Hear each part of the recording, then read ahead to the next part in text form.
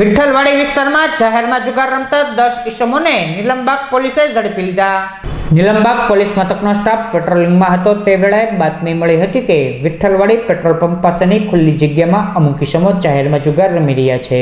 જે બાતમીના આધારે પોલીસે રેડ કરી જુગાર રમી રહેલા વિનોદભાઈ ખીમજીભાઈ મકવાણા, મુકેશભાઈ મનહરલાલ પરમાર, અશોકભાઈ વીરજીભાઈ બારૈયા, ગૌતમભાઈ નારણભાઈ ગીદવાણી, હેમરાજસિંહ નરેન્દ્રસિંહ ગોહિલ, મહાવીરસિંહ રઘુભા ગોહિલ, રમેશભાઈ ખોડાભાઈ ખુશિયા, વીરભદ્રસિંહ ગંભીરસિંહ ગોહિલ, પ્રતિપાલસિંહ નરેન્દ્રસિંહ ગોહિલ અને અશોકસિંહ રઘુભા ગોહિલને રોકડ રૂપિયા 27,300ની મત્તા સાથે ઝડપી લઈ ધોરણસરની કાર્યવાહી હાથ ધરી હતી।